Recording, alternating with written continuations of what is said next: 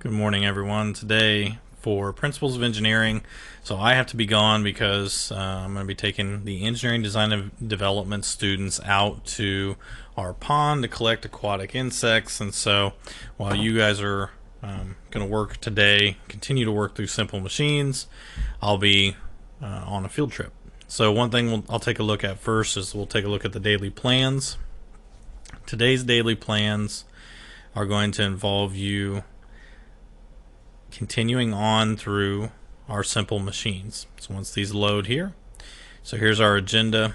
We're going to look at mechanisms, so simple machines, incline plane, wedge and screw.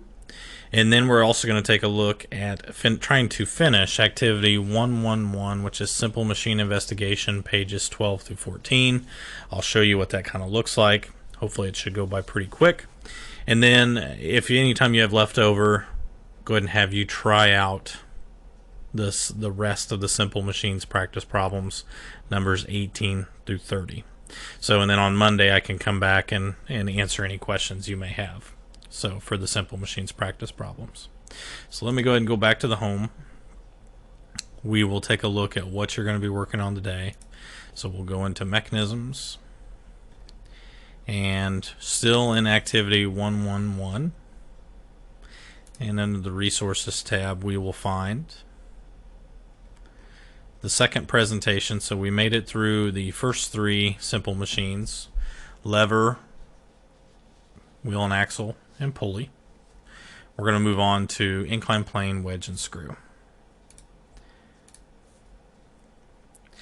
Alright, so in this presentation, we're going to focus on just those three. So these are going to have a lot of the same principles of the simple machines we've already looked at. This is going to be the ratio with dealing with mechanical advantage. We're going to be dealing with the ratio of magnitude of resistance and effort forces, as well as the distances by those. And so as you guys have been learning, a lot of these ratios allow designers to determine what kind of speed, distance, force, function that our simple machines have. So again, this is a repeat slide from before.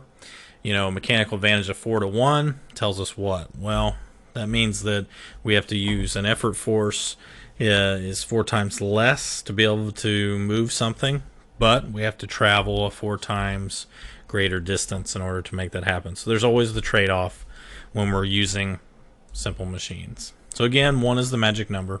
If your mechanical advantage is greater than 1, you use less effort force to overcome the resistance, but you have to travel a greater distance. If your mechanical advantage is less than 1, you have to use a greater effort force, but you have to travel less distance. And keep in mind, your mechanical advantage can never be less than or equal to 0. So IMA is coming back here. We're going to make some changes to IMA. So for these three problems, it's going to make things just a little bit more, probably just a little bit more intuitive. And AMA is going to stay exactly the same. So these are not changed as we move forward here. So as we get into inclined plane, here you have a flat surface set at an angle or an inclined with no moving parts. So you're able to lift objects by pushing or pulling the load or the object, wherever that may be. So here, we're actually going to change, and you'll see this on your engineering formula sheet. The IMA is going to change to make it just a little bit, like I said, a little bit more intuitive. So here we're going to change L to be our DE, which is going to be where our effort's applied, which is us. If we pushed a cart up a ramp, our effort, we would be going up the length of the ramp, and then the resistance is we're trying to overcome the height. So in this case, or H. So we use those. So now we're going to change, instead of DE, we're going to use L, and instead of DR, we're going to use H in this case. So here, if we've got a cart that's 15 feet long, and then the height we're trying to overcome is 4 feet, what is the IMA? We can take 15 divided by 4, length divided by the length of the ramp divided by the height, and we're able to find we got about a 3.8-to-1 ratio. So this should be pretty easy as we go forward. AMA is the exact same. We got a 50-pound resistance force, that is how much the cart weighs, and we're going to push with 20 pounds. So we're getting a 2.5-to-1 mechanical advantage. What is the efficiency? Efficiency doesn't change either. We can take our AMA divided by the IMA, multiply by 100, and we're going to find that this efficiency for this machine is about 67%. So again, a lot of these things are going to stay the same. Nothing really too earth-shattering here, and that's what we're going to be moving forward with. All right, a wedge is just a moving inclined plane. Tapers to a thin edge. You can use it to raise large, heavy bodies, split things, or tighten by driving it into something. And here it's the same kind of scenario. The only difference is that our length that we have for the wedge is not the sloping edge anymore. It is the length that is perpendicular to the height. So you can see that over on the picture on the right side as we do that. So that's the only difference between the wedge. So again, we're using L and H as our notations. So what's the IMA of the wedge shown? We got a 10-inch length. Again, it's perpendicular to the height. So it's set at 90 degrees if you look at the directional arrows that they have for our dimension lines. We're going to take the length, 10 inches divided by 3, and it's going to give us a 3.3 to 1 mechanical advantage. So if we were looking at actual mechanical advantage, this doesn't change. So let's say we're going to put in 250 pounds of effort, and the resistance is we got 700 pounds. Even though this has 700 pounds on both sides, we're just going to go through and use the one 700 pound. So we're looking at how much force does it drive, in each direction. So here we got about 2.8. Here's the efficiency, and the same kind of calculation can be done. AMA divided by IMA and multiplying by 100. So 84% efficiency for the wedge. The last simple machine we have here is the screw. We have two components.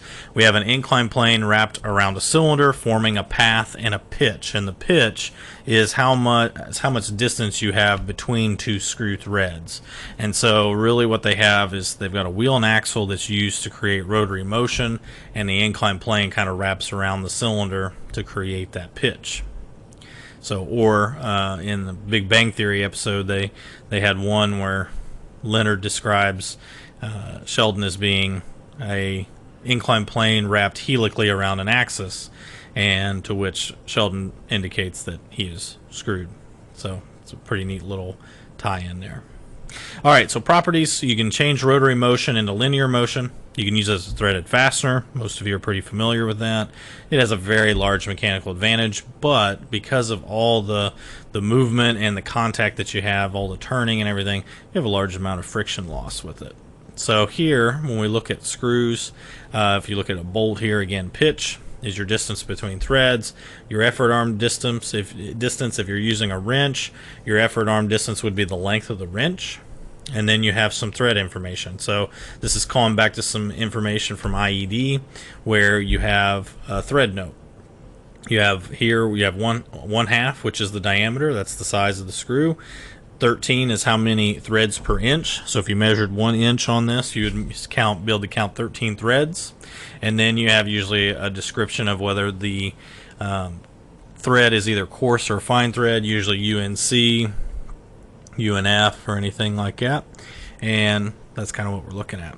For the pitch, if we need to know the pitch, which we do for our calculations, if our notation has 13 there, then that means the pitch is 113. You just put 1 over the amount of threads that you have per inch.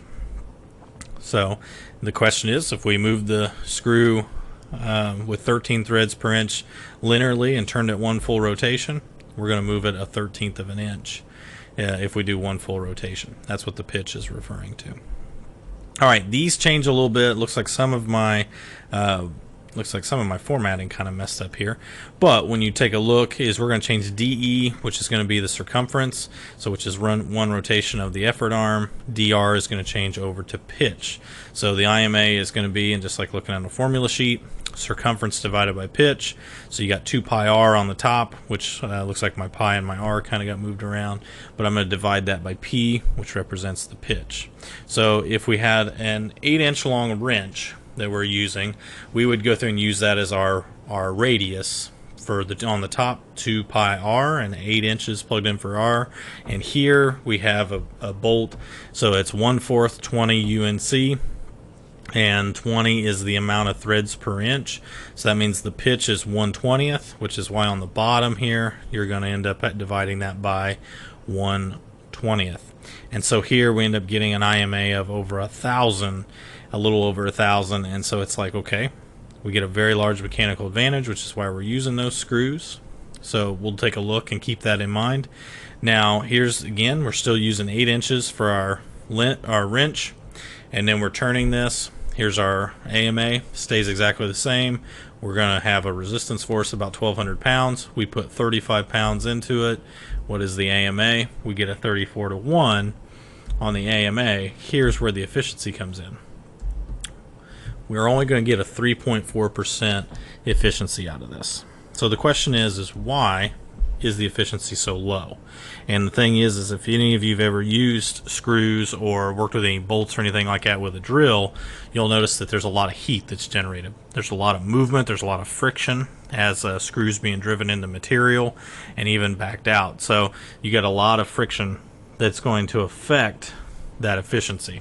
So, and it takes a while. Or if any of you've ever jacked up a car, using the little hand jack, you got to do a lot of turns to be able to make that happen. It's not just a quick movement that happens. So very large mechanical advantage. You're able to lift a car, but it takes you a lot of movement to make that happen. So that's why your efficiency is so low.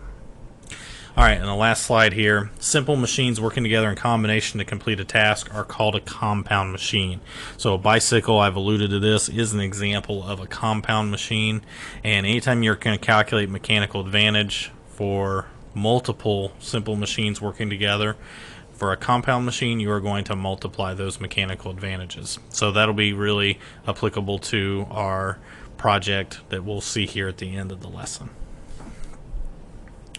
Alright, so our example here, or our PowerPoint, is all taken care of.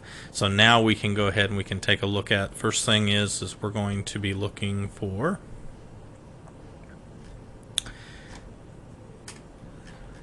activity 111, and we'll just kind of see what we kind of have going on here.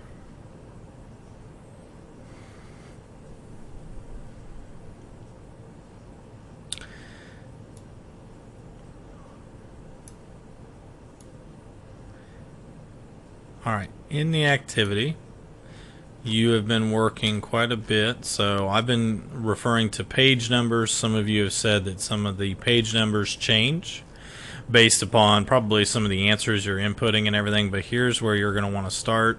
If you need to finish anything up on pulleys, go ahead and finish that up today during class. And then part 2 is called the incline plane and screw. So without any information, it starts on page 12. But this is kind of where we're looking at. Alright, so incline plane, we'll be able to use that. You're going to have your resistance force, be able to pull it up the ramp.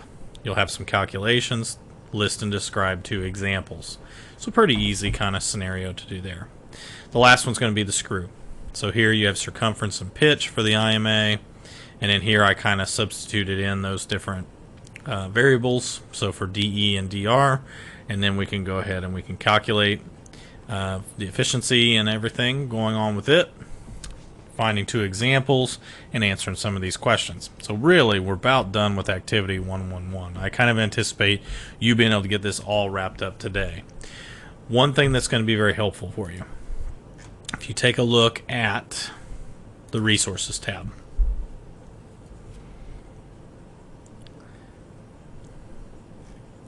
and if you scroll down to right above the Bill Nye Simple Machines video, the other presentation that I've been showing you to as some examples will be this one. So in this presentation, you can go through and use the resistance weight. Easiest way, there's your incline plane there on the end, and you can use that to go ahead and like pull your resistance weight up the ramp, and you can measure the length and the height and be able to find a lot of those. Okay, so I would go ahead and just use the resistance weight. In this case, you know the weight of it, so you know that's going to be your FR, your force of resistance, and you're going to be able to get your effort force from the force sensor that you've been working off of. Alright, so incline plane I don't think will be a problem. This is the one that usually gets a lot of questions.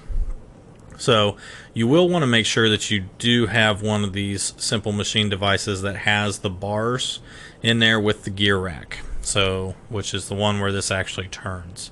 So here you actually go through and it says measure the radius of the effort where it's applied to find the circumference. So you will need to find the radius of that. So this one here is going to change just a little bit from what we're normally used to doing. So, and that's on the end of the part. Find the pitch by measuring the distance between two threads on the screw. Now I've already done this. So the distance there is 0.140 inches. So you don't have to worry about going through and actually measuring that out. So I measured that with a dial caliper in order to get that.